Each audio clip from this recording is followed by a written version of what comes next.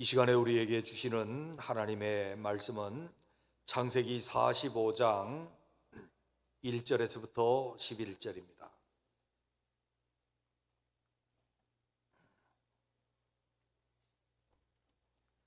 창세기 45장 1절에서부터 11절입니다. 제가 봉독합니다. 요셉이 시종하는 자들 앞에서 그 정을 억제하지 못하여 소리질러 모든 사람을 자기에게서 물러가라 하고 그 형제들에게 자기를 알리니 그때에 그와 함께한 다른 사람이 없었더라.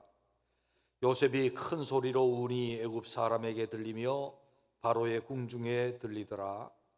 요셉이 그 형들에게 이르되 나는 요셉이라. 내 아버지께서 아직 살아 계시니까 형들이 그 앞에서 놀라서 대답하지 못하더라. 요셉이 형들에게 이르되 내게로 가까이 오소서. 그들이 가까이 가니 이르되 나는 당신들의 아우 요셉이니 당신들이 애굽의 판자라. 당신들이 나를 이곳에 팔았다고 해서 근심하지 마소서. 한탄하지 마소서. 하나님이 생명을 구원하시려고 나를 당신들보다 먼저 보내셨나이다. 이 땅에 2년 동안 흉년이 들었으나 아직 5년은 밭가리도 못하고 추수도 못할지라. 하나님이 큰 구원으로 당신들의 생명을 보존하고 당신들의 후손을 세상에 두시려고 나를 당신들보다 먼저 보내셨나니 그런즉 나를 이리로 보낸 이는 당신들이 아니요 하나님이시라. 하나님이 나를 바로에게 아버지로 삼으시고 그 온 집의 주로 삼으시며 애굽 온 땅의 통치자로 삼으셨나이다. 당신들은 속히 아버지께로 올라가서 아뢰기를 아버지 아들 요셉의 말에 하나님이 나를 애굽 전국의 주로 세우셨으니 지체 말고 내게로 내려오사 아버지의 아들들과 아버지의 손자들과 아버지의 양과 소와 모든 소유가 고센 땅에 머물며 나와 가깝게 하소서. 흉년이 아직 5해가 있으니 내가 거기서 아버지를 복양하리이다. 아버지와 아버지의 가족과 아버지께 속한 모든 사람에게 부족함이 없도록 하겠나이다 하더라고 전하소서. 아멘.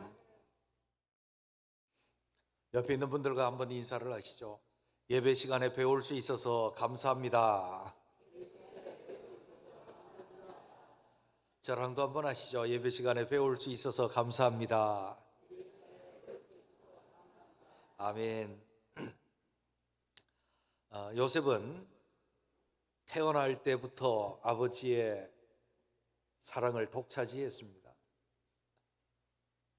아버지 야곱이 그렇게 사모하고 사랑했던 7년을 하루같이 여기며 봉사하고 종살이까지 마다하지 않았던 라헬을 통해서 난 아들이었기 때문에 사랑을 받았고, 뿐만 아니라 그의 두 번째 아들인 베냐민이 날 때에 라헬이 죽었기 때문에 더더욱 애틋한 아들로 어릴 때부터 채색 옷을 해입히고 그를 특별히 더 사랑했습니다.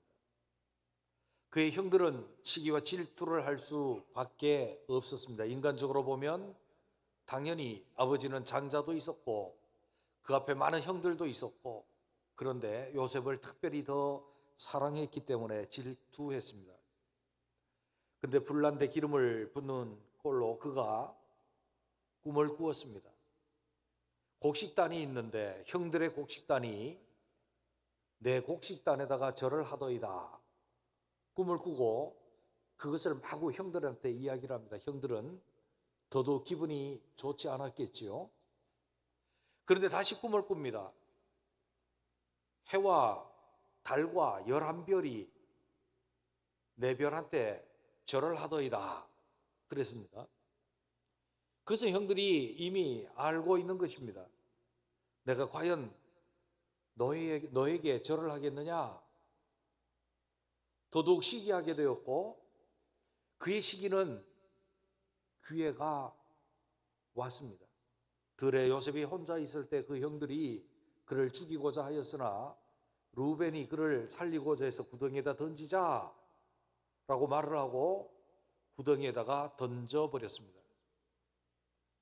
르벤이 없는 사이에 유다가 죽이는 것보다, 거기서 죽이는 것보다 팔아버리는 것이 더 낫겠다고 생각을 하면서 그를 이스마엘 상인들에게 팔아버려서 그는 애굽의 노예가 되어서 팔려갑니다.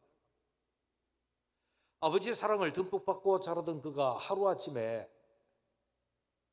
팔리는 노예가 되고 종이 되고 말았습니다. 그의 심정은 어땠을까요? 분노하고 형들을 타다할 수밖에 없었고, 기회만 된다면 복수하고자 하는 마음이 없었겠습니까? 그는 종으로 있는 동안에 또 억울한 일을 당해서 그는 옥살이를 했습니다. 그가 30세에 총리가 되었으니 그가 노예 생활을 하고 그가 감옥 생활을 한 것이 무려 13년이나 되어지는 세월이었습니다. 그것은 무척이나 그에게 있어서 고통스러운 시간이었으며 그의 마음속에는 인간적인 면에 있어서 복수심이 불타오를 수밖에 없었던 그러한 생애였습니다. 물론 그가 총리가 되었습니다. 정신없이 보냈을 수 있겠죠. 바로가 꾼 꿈대로 7년의 풍년이 왔고 그는 총리로서 그것을 다 빌축하였습니다. 그리고 2년이 흘렀습니다. 가나안 땅에도 흉년이 찾아왔습니다. 먹을 것이 없어서 첫 해서부터 양식을 구하러 왔고 두 번째 해 되어서 양식을 구하러 왔을 때에 요셉은 그 형들에게 자기 자신을 드러냅니다. 나는 당신의 아우 요셉입니다. 당신들이 애굽의 판자입니다. 라고 그렇게 말을 합니다. 이 말 속에 우리는 외형적으로 본다면 그 다음에 일어날 일들, 우리가 뒤를 모른다고 한다면 그 다음에 일어날 일들을 우리는 상상할 수 있습니다. 인간적인 면에서 본다면 당신들이 나를 애굽에 팔아서 내가 지금 이런 상태로 있지만 내가 13년의 고생을 하고 지금 9년째 이렇게 총리로 있지만 내 속에는 아직도 당신들을 향한 그 복수심과 분노가 내 속에 남아 있습니다라고 말했을 수도 있습니다. 아니면 더 관대한 것처럼 이야기하면서 그는 그의 위세를 형들에게 나타내고 그 형들이 두려워하고 그 앞에 굴복하도록 그렇게 만들 수도 있었을 것입니다. 그런데 그는 뭐라고 말합니까? 당신들이 나를 팔았으므로 말미암아 근심하지 마소서, 한탄하지 마소서. 그를 오히려 위로합니다. 그리고 그들을 복량합니다. 그리고 그들을 다시 애굽 땅으로 5년이나 더 남은 흉년에 대비해서 내가 당신들을 복량하겠습니다 라고 모셔옵니다. 그런 인간적으로 볼 때에 인간적인 면에 있어서 가장 성숙한 모습으로 그들을 잘 복량했지만 또 한편으로 본다고 한다면 그는 하나님 앞에서 하나님의 백성들을 만드시고자 하는 하나님의 계획, 아브라함을 불렀을 때부터 하나님께서 하나님의 주권 그리고 그들의 백성들 그리고 하나님께서 그 가나안 땅 횡으로 행하여 보라. 네가 밟는 땅, 내 눈에 보이는 땅을 너와 내 자손에게 주리라고 약속하셨던 그것. 그러나 아직 백성은 이루어지지 않았기 때문에 기근과 어려움 그리고 아무리 족속들의 속에서 성장할 수 없는 많은 숫자로 성장할 수 없는 그 이스라엘 백성을 애굽 땅에서 성장시켜내신 하나님의 그 뜻을 이루는 모습이 바로 요셉의 모습입니다. 우리는 어떻게 그렇게 할 수 있겠나요? 우리 같으면 과연 그 형들 입장을 바꿔놓고 내가 요셉이라고 한다면 그 형들이 양식을 구하러 자기 앞에 왔을 때에 과연 그런 모습으로 나타날 수 있었을까? 요셉처럼 할 수 있었을까? 한번 돌아보면서 요셉은 어떻게 그렇게 함으로 자기의 품성에 가장 높은 곳에 도달해 있으며 그는 하나님 나라에 가장 귀하게 쓰임받는 자가 되어지고 놀라운 하나님 나라에서 보석과 같이 빛나는 자로 설 수 있었을까? 오늘날 가룟 유다에게 팔려버렸던 예수님처럼 그런 표상으로 사용되는 성경의 위대한 신앙의 인물이 되어 있을까? 우리는 한번 살펴보면서 우리도 그렇게 되어질 수 있는 우리 모두가 되시기를 주님의 이름으로 축원합니다. 옆에 있는 분들에게 이렇게 한번 물어보시죠. 요셉과 같이 하실 수 있죠? 대답해 보세요. 아까 1부 때 그랬더니 처음에는 이러시더라고. 그래서 제가 정답입니다 그랬거든요. 인간적으로 생각하면 못할 것 같단 말이에요. 어떻게 요셉과 같이 해요? 이가 갈릴 텐데. 그런데 또 가만히 신앙적으로 생각하니까 믿음의 길을 따르면 할 수도 있을 것 같아요. 우리도 요셉과 같이 진짜 하나님의 백성들로 성숙한 그런 사람들, 또 그러므로 말미암아 하나님의 나라에 귀히 쓰임 받을 수 있는 우리 모두가 되시기를 주님의 이름으로 축원합니다. 어떻게 그렇게 할 수 있었을까요? 요셉은 하나님을 바라봄으로 하나님이 하셨음을 인정하게 되었습니다. 5절, 8절에 있는 말씀을 봅니다. 당신들이 나를 이곳에 팔았다고 해서 근심하지 마소서, 한탄하지 마소서. 하나님이 생명을 구원하시려고 나를 당신들보다 먼저 보내셨나이다. 8절, 그런즉 나를 이리로 보내신 이는 당신들이 아니요 하나님이시라. 하나님이 나를 바로에게 아버지로 삼으시고 그 온 집의 주로 삼으시며 애굽 온 땅의 통치자로 삼으셨나이다. 아멘. 지금 요셉이 형들에게 하는 말이 무엇입니까? 당신들이 나를 여기에 팔았습니다. 사실입니다. 그리고 당신들은 지금 근심할 수밖에 없고 이렇게 된 처지를 한탄할 수밖에 없을 것입니다. 맞습니다. 그런데 그렇게 하지 마십시오. 왜냐하면 나를 이 애굽 땅으로 보내신 이는 하나님이십니다. 하나님이 나를 보내셨습니다. 하나님이 하셨대요. 그리고 8절에 보면 그런즉 나를 이리로 보내신 이는 하나님이시요 당신들이 아니라 하나님이 나를 바로에게 아버지로 삼으시고 그의 온 집의 주로 삼으시며 애굽 온 땅의 통치자로 삼으셨나이다. 하나님이 나를 이곳에 보내셔서 하나님이 나를 애굽의 이런 총리로 권력을 잡은 통치자로 하나님이 삼으셨나이다. 누가 했다는 겁니다. 하나님이 했대요.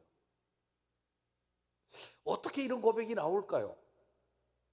그는요 꿈을 꿀 때부터 그 꿈이 인간적으로 자기에게 이루어질 것이라고 생각하지 않았습니다. 그는 하나님을 기대했고 하나님을 바라보았습니다. 하나님 주신 꿈을 그는 그 꿈 속에서 하나님을 바라보고 하나님의 역사를 기대하고 살았습니다. 그가 어느 날 팔렸습니다. 보디발의 집에 갔습니다. 그는 계속적인 인간적인 면에 있어서 형들을 원망하고 형들에 대한 복수심을 불태우고 있지 않았습니다. 그는 여전히 하나님을 기대했고 하나님의 나타나심과 함께 살았습니다. 보디발이 그를 보니 그가 자기 집에 종으로 팔려왔는데 하나님이 그와 함께 계시고 하나님이 함께 계심으로 그가 형통케 됨을 그 주인 보디발이 보았다고 말합니다. 그는 여전히 하나님을 기대했고 하나님을 바라보고 하나님의 역사를 바라보고 살았던 사람입니다. 그 하나님을 바라보고 살고 그 하나님의 은혜를 아는 것입니다. 그가 감옥에 억울한 일을 당해서 감옥에 있을 때에도 하나님을 바라봄으로 하나님께서 주신 그 꿈을 알고 그가 바로 앞에 나타낸 것도 하나님이 이 꿈을 나로 하여금 해몽하게 하셨습니다. 하나님이 하셨습니다. 하나님을 나타내는 거죠. 그가 여전히 그런 자세와 그런 믿음의 태도를 가지고 살 때에 그는 형들을 만났을 때에 형들이 나를 팔아버려가지고 내가 이렇게 되었으나 내가 운 좋게 총리가 되어서 당신들 앞에 있다고 당신들이 나한테 절하는 것이 이렇게 이루어졌다라고 그렇게 말하지 않습니다. 하나님이 나를 먼저 당신들 먼저 이곳에 보냈습니다. 라고 이야기할 수 있다. 그러므로 근심하지 마십시오. 한탄하지 마십시오. 당신들은 비록 악하게 쓰임을 받았다 할지라도 이 일의 모든 것은 하나님이 하신 것입니다. 하나님의 주권을 인정하게 되어지는 것이다. 우리는 하나님을 섬기는 하나님의 백성들 아닙니까? 하나님이 내 인생의 핸들을 붙잡고 있는 하나님이 나의 주십니다라고 우리는 고백합니다. 나의 주라고 고백합니다. 주는 그리스도시요 살아계신 하나님의 아들이라고 그렇게 예수님께 우리 인생을 맡기고 예수님이 내 인생을 핸들링해 주실 것을 우리는 믿고 그렇게 살아가고 있다는 거예요. 그렇다고 한다면 우리가 하나님이 모든 것을 하신다라고 하는 그것을 바라볼 수 있는 우리 모두가 되시기를 주님의 이름으로 축원합니다. 우리에게 있어서 어떤 일이 악한 사람들의 생각에 의해서 이루어지고 그것이 하나님께서 허용을 해 주시는 것이든지 아니면 하나님의 직접적인 개입하심으로 우리를 인도하시던 것이든지 간에 우리에게 하나님의 하시지 않은 일은 없다라고 하는 겁니다. 우리의 태어나는 일도 하나님이 하신 것이요, 그렇기 때문에 우리가 어떤 부모 밑에서 태어난 것도 하나님께서 하신 것이고 우리가 예수 믿게 된 것도 하나님께서 하신 것이고 내가 전농교회에 있게 된 것도 하나님께서 하신 것이고 내가 어떤 사람과 결혼하게 된 것도 하나님께서 내게 이끌어다 주신 결혼이고 하나님 짝지어 주신 것이고 내게 자녀를 주신 것도 하나님이 하신 것인 줄로 믿습니다.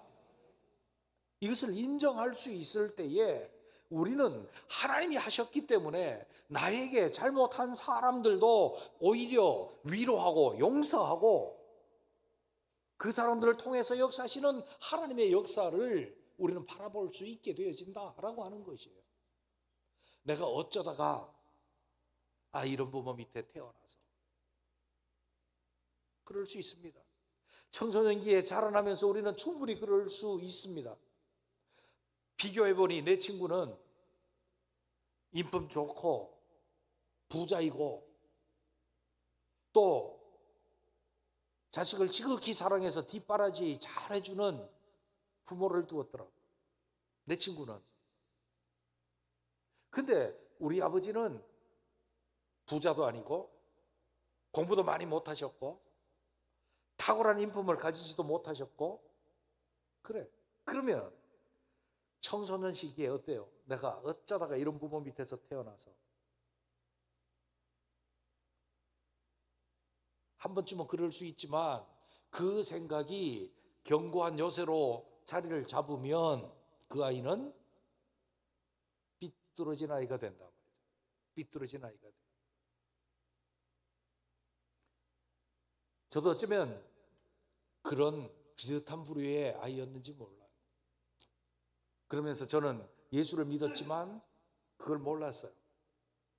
제 속에 그런 원망과 어쩌다라고 하는 그것과 하나님은 왜 나를 이런 가정에서 태어나게 하셨습니까? 내 꿈이 너무 컸던가요? 그것은 제 삶에 있어서 제가 그것을 깨닫기 전까지 제 인격과 제 삶에 수많은 트러블과 문제를 일으켰어요. 어느 날 제가 하나님 앞에서 무릎을 꿇고 이것이 다 하나님께서 나를 향한 계획을 가지고 하나님이 하신 것임을 깨닫게 될 때에 하나님께 대한 내 자세가 바뀌고 태도가 바뀌고 내 부모님과 내 가정과 내 환경에 대한 나의 태도가 바뀔 때에 하나님의 새로운 은혜는 폭포수처럼 내게 쏟아졌고 하나님의 역사는 내 삶을 통해서 일어났습니다. 할렐루야. 우리는 알아야 합니다. 우리가 주를 믿는다라고 입으로 이야기하고 하나님이 나의 주님이시라고 예수님이 나의 주님이시라고 하면서 내 인생의 핸들링을 함에 중심에 내가 있는지 주님이 내 인생을 핸들링하고 계시는지 그것을 인정하는지 우리 자신을 살펴보고 우리 자신들은 이제부터 모든 내 속에 일어나는 일은 하나님이 허용하셨든지 하나님이 직접 그렇게 역사하셨든지 하나님이 하심을 인정할 수 있는 우리 모두가 되시기를 주님의 이름으로 축원합니다. 내가 태어난 것도 하나님이 하신 것입니다. 할렐루야. 내가 내 배우자와 결혼한 것도 하나님이 짝지어 주신 것인 줄로 믿습니다. 내가 어쩌다가 목사 된 게 아니고 하나님이 되게 하셨고, 내가 어쩌다가 전동교회 목사가 된 것도 아니고 하나님이 여기에다 세워주신 줄로 믿습니다. 장로로, 집사로, 권사로 세워주신 것도 똑같습니다. 우리 모두 하나님의 주권을 인정하고 하나님이 하셨다람을 인정할 수 있는 그 시각을 가지는 우리 모두가 되시기를 주님의 이름으로 축원합니다. 이렇게 하나님이 하셨다라는 것을 인정하기 시작하니까 하나님의 계획을 알고 따르게 됩니다. 보십시오. 7절에 있는 말씀을 보십시오. 하나님이 큰 구원으로 당신들의 생명을 보존하고 당신들의 후손을 세상에 두시려고 나를 당신들보다 먼저 보내셨나니. 아멘. 하나님께서 그를 보내셨어요. 그런데 왜 보내셨는지 그를 깨달은 것을 말하고 있는 거예요. 하나님이 큰 구원으로 당신들의 생명을 보존하고. 당신들 누구예요? 형들이지, 형들. 그 형들의 생명을 보존하고, 보존한다는 말은 가나안 땅에서 굶어 죽지 않게 하기 위해서. 그 다음에요, 당신들의 후손을 세상에 두시려고. 하나님께서 약속하신 그 후손들, 하나님의 백성을 만드시고자 했던 이스라엘의 12지파 되어지는 그 후손들을 세상에 두시려고. 그들은 가나안 땅에 있었으면 첫 번째 위기가 기근입니다. 5년 동안에 더 가물면 그들이 번성해서 하나님의 나라 백성을 이루지 못해요. 두 번째는 그들이 아직 아모리 사람들, 곧 가나안 땅에 있던 그 사람들 가운데서 그들이 번성하지 못해요. 그래서 그 번성케 하고 하나님의 나라 백성 이루게 하려 하시는 하나님의 계획을 이루시기 위해서 나를 먼저 보내셨습니다 라고 깨달은 것을 말씀해 주고 있어요. 사실 이 하나님의 계획은 이스라엘 12지파를 애굽에서 만드시고 그들로 하여금 하나님의 백성을 삼고자 하는 하나님의 언약이 있어요. 창세기 12장에서 하나님께서 아브라함을 부르시면서 이렇게 말씀합니다. 내가 너로 큰 민족을 이루고 내게 복을 주어 내 이름을 창대케 하리니 너는 복이 될지니라. 그렇게 말씀했어요. 큰 민족을 이루고, 아브라함의 큰 민족을. 근데 아브라함은 아들을 하나밖에 낳지를 못했어요. 언약의 아들을. 그리고 그 아들이 둘을 낳았어요. 근데 하나는 탈락을 했죠. 에서는요. 야곱에게서 12지파를 12명의 아들을 주셨는데 하나님께서는 이미 창세기 15장을 통해서 아브라함에게 말씀해 주셨다고요. 네가 나중에 네 자손들이 이렇게 많아질 거야. 그러나 너는 이방의 객이 되어서 많은 고난을 받게 될 것이나 많은 민족을 이루게 될 것이고 많은 재물을 가지고 그 땅에서 나오게 될 것이다 라고 하나님께서 15장에서 그렇게 말씀해 주셨어요. 이것을 하나님께서는 아브라함과 이삭과 야곱을 통해서 알게 하셨어요. 창세기 46장 3절에 보면 야곱이 이렇게 말을 해요. 야곱이 이제 요셉의 소식을 듣고 가나안 땅에서 애굽으로 내려갈까 말까 망설이죠. 그는 왜 망설입니까? 애굽 땅에 내려가면 것이 그 조상들의 실패였거든요. 조상들의 실패. 아브라함의 실패였고 이삭은 내려가다가 거의 다 가다가 그랄 땅에서 실패를 받고, 그래서 이제 그가 망설이고 있을 때 하나님이 그에게 나타나서 이렇게 말씀합니다. 나는 하나님이라 내 아버지의 하나님이니 애굽으로 내려가기를 두려워하지 말라. 내가 거기서 너로 큰 민족을 이루게 하리니, 큰 민족을 이룰 하나님의 계획이 있었단 말이에요. 어디에서요? 애굽에서요. 요셉은 그것을 미리 알고 이렇게 말하는 거예요. 하나님께서 나를 미리 이 애굽 땅으로 보내서 애굽의 통치자로 삼았습니다. 내가 당신들을 복량할 것입니다. 그것은 당신들을 생명을 보존하고 당신들의 후손을 땅 가운데 두어서 하나님의 나라 백성을 삼게 하시기 위한 하나님의 계획이 있습니다. 그것을 나는 따르겠습니다. 라고 하는 것이었습니다. 보십시오. 여기 보세요. 하나님께서는 이미 아브라함 때에 주권에 대해서 말씀했습니다. 아브라함의 언약에, 그리고 그 뒤에 이어지는 모든 언약의 기초가 뭡니까? 나는 내 하나님이 되고 너와 내 후손들은 내 백성이 될 것이다 라고 하는 것이었어요. 하나님의 나라예요. 그런데 거기 주권은 하나님이고 땅은 가나안 땅, 하나님께서 지정해 주신 땅인데 백성은 아직 있어요, 없어요? 없어요. 하나님께서 백성을 만드는데 어디서 만드시겠다는 거예요? 애굽 땅에서. 애굽 땅에서 이스라엘 12지파를 통해서 만드시겠다라고 하는 것이었어요. 그 만드시는 것을 요셉은 하나님이 자기를 왜 여기 보내셨을까? 많은 고민을 했겠죠. 그 속에 하나님의 뜻을 발견하게 되는 거죠. 아, 여기에서 하나님의 백성들을 만들어서 가나안 땅으로 돌아가서 하나님의 나라를 이루시고자 하는 하나님의 계획이구나. 요셉이 나중에 뭐라고 말합니까? 나는 여기서 죽으려니와 너희가 애굽 다시 가나안 땅으로 올라갈 때 내 유고를 가지고 올라가라. 그는 알고 있었어요. 다시 돌아가게 될 것이, 많은 백성이 가나안 땅으로 돌아가게 될 것을 알고 있었다는 거죠. 하나님의 계획을 보게 된 것입니다. 하나님이 하셨다라고 하는 것을 인정하는 자는 그 일들 속에서 하나님의 계획을 알고 그 하나님의 계획을 따를 수 있는 은혜와 능력을 얻게 되는 줄로 믿습니다. 여러분, 코로나 때 한 3년 넘었죠? 4년 됐죠? 그때에 참 저는 이런 기도를 많이 했어요. 하나님, 처음에는 왜 하필 우리 선배들은 한 번도 겪어보지 못한 이런 일들을 제가 목회하고 있는 이때에 저희에게 주십니까? 우리 믿음의 선조들은 어떤 박해가 있어도, 어떤 어려움이 있어도 예배를 할 수 있지 않았습니까? 예배를 멈추는 일은 없지 않았습니까? 근데 하나님, 예배를 드릴 수 없게 되다니요. 거기에 전화가 옵니다. 연세 높은 권사님들. 목사님, 오늘은 교회 가도 되나요? 교회 가서 예배 드리고 싶어요.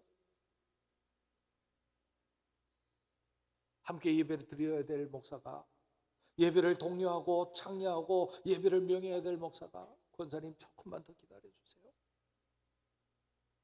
저는 수많은 눈물을 흘렸습니다. 하나님, 어떻게 우리에게 이런 일을 주십니까? 그 속에는요, 하나님이 하셨다라고 하는 것을 인정함이 있었어요. 사람들은 중국 때문이다, 인간의 욕심 때문이다, 인간의 탐욕이 이런 질병을 만들어냈다 수도 없이 말할 때 저는 마음속에 하나님이 허락하시지 않으면 그것도 안 되니 하나님이 허락하신 것이요, 하나님이 우리에게 하시고자 하는 말씀이 계시다고 눈물로 엎드려 기도하면서 하나님이 우리를 향하신 계획이 무엇입니까? 하나님께 여쭤보았습니다. 하나님은 우리에게 있는 불순물을 제거하고 우리로 교회 본질로 돌아가고 새롭게 되어져야 한다고 하는 하나님의 계획을 보여주기를 시작하셨습니다. 여러분, 우리가 하나님이 하셨다라고 하는 것을 인정할 때에 하나님께서 왜 이것을 통해서 우리에게 무엇을 이루시고자 하는가, 그것을 발견하게 되어진 것이죠. 우리는 하나님에 대한 시각을 잃지 아니하고 하나님을 인정함으로 하나님의 계획을 알 수 있는 우리가 되시기를 주님의 이름으로 축원합니다. 다니엘은 어릴 때부터 포로로 잡혀갔습니다. 그는 느부갓네살부터 바벨론 왕조와 메대 왕조와 바사 왕조에 이르기까지 그는 총리로서 통치를 했습니다. 그러나 그 속에 풀리지 않은 것이 있었습니다. 이 모든 것이 하나님이 하시다고 하늘의 대주제이심이라고 말을 하는데 그는 이 돌아가는 현상들, 큰 나라들 속에 그가 있으면서 세계를 지배하는 나라들 속에 총리로 있으면서 이 돌아가는 일들에 대한 궁금증, 그리고 자기에게 보여주신 환상에 대한 궁금증, 그 두려움 때문에 세일에 동안 기도했습니다. 그리고 가브리엘이 와서 그에게 말합니다. 내게 가르치며 내게 말하여 이르되 다니엘아 내가 이제 내게 지혜와 총명을 주려고 왔느니라 하니라. 그가 곧 내가 기도 시작할 쯤에 명령이 내렸으므로 이제 내가 알리러 왔느니라. 너는 크게 은총을 입은 자라. 그런즉 너는 이 일을 생각하고 그 환상을 깨달을지니라. 내 백성과 내 거룩한 성을 위하여 이른 이래를 기한으로 정하였나니 허물이 그치며 죄가 끝나며 죄악이 용서되며 영원한 의가 드러나며 환상과 예언이 응하며 또 지극히 거룩한 이가 기름 부음을 받으리라. 아멘. 그가 이 돌아가는 모든 일들을 바라보면서 메대 뒤에 있을 나중에 그 환상을 통해서 헬라와 로마와 그 뒤에 있을 예수 그리스도의 나라, 기름 부음 받은 예수 그리스도의 큰 나라까지를 깨닫고 보게 되어지는, 하나님의 계획을 보게 되어지는 거예요. 그 하나님의 계획을 본 그는 어떤 자로 섭니까? 다니엘 맨 끝에 보게 되면 지혜 있는 자는 궁창의 별과 같이 빛날 것이요 많은 사람들을 옳은 대로 돌아오게 한 자는 하늘의 별과 같이 영원히 빛나리라. 할렐루야. 그는 그런 자가 된 거예요. 하나님 계획을 알므로.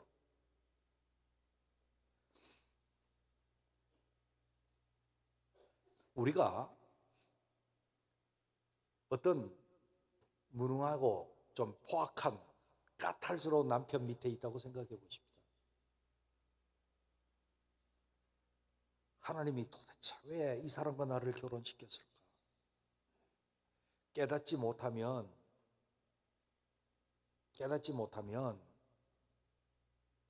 그냥 원망과 좌절과 눈물과 슬픔, 때로는 삐뚤어짐, 우울, 이혼해야 되겠다, 복수심 등에 사로잡힐 겁니다.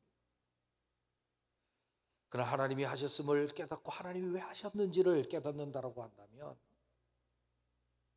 하나님이 이 사람 밑에서 나를 얼마나 연단시키고 얼마나 훈련시키셔서 하늘의 별과 같이 빛나는 자로, 영원한 궁창의 빛과 같은 자로 세우시고자 하는 하나님의 계획이 그 속에 있음을 깨닫게 될 줄로 믿습니다. 마지막으로 보게 되면 요셉은 하나님께서 주신 은혜를 하나님의 계획을 이루려고 하는데 사용을 합니다. 8절에 있는 말씀, 그런즉 나를 이리로 보낸 이는 당신들이 아니요 하나님이시라. 하나님이 나를 바로에게 아버지로 삼으시고 그 온 집의 주로 삼으시며 애굽 온 땅의 통치자로 삼으셨나이다. 흉년이 아직 5해가 있으니 내가 거기서 아버지를 복량하리이다. 아버지와 아버지의 가족과 아버지께 속한 모든 사람에게 부족함이 없도록 하겠나이다 하더라 전하소서. 아멘.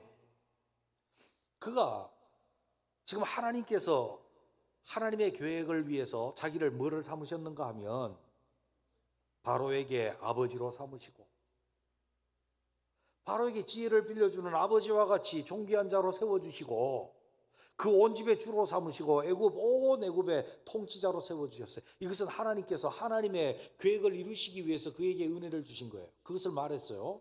그 다음에는 흉년이 아직 5해가 있으니 내가 거기서 아버지를 복량하리이다. 아버지와 아버지의 가족과 아버지께 속한 모든 사람에게 부족함이 없도록 하겠나이다.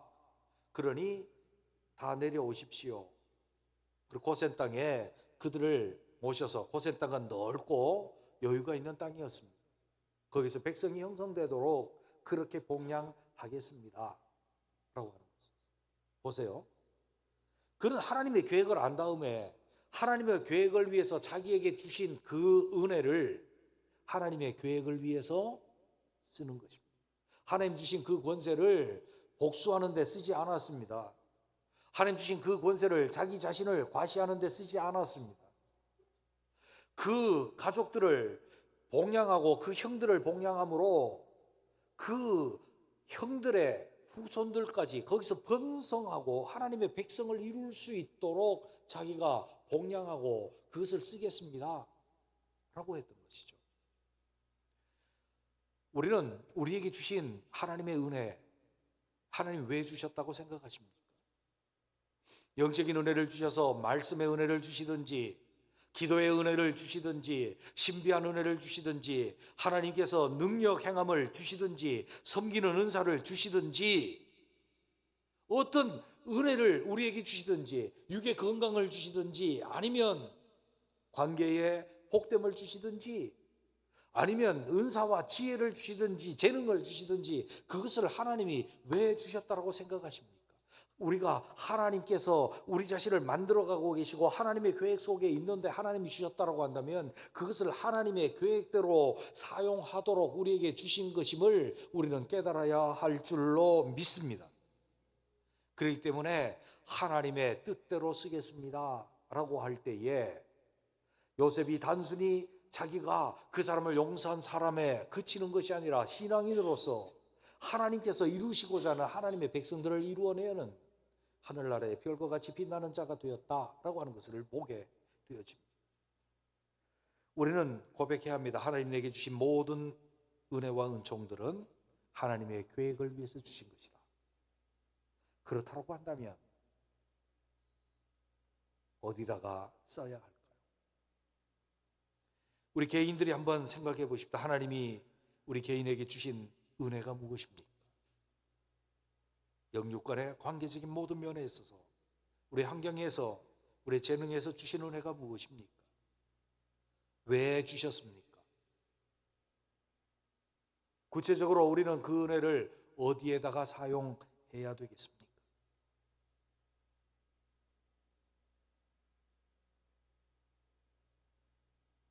우리는 자칫 잘못하면 하나님이 우리를 향하신 그 시각을 놓쳐버리기 십상입니다. 그래서 우리 가운데 일어나는 일에 하나님의 주권을 인정하지 못하고 하나님 하셨습니다 고백하기가 어렵습니다.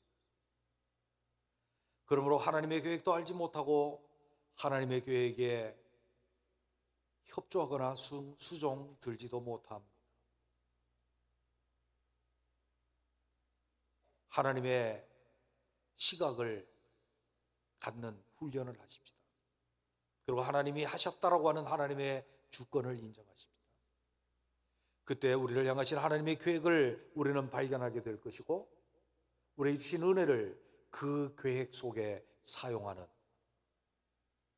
하늘의 별과 같이 영원히 빛나는 그런 사람들로 인생을 성공시키는 우리 모두가 되시기를 주님의 이름으로 축원합니다. 기도하겠습니다.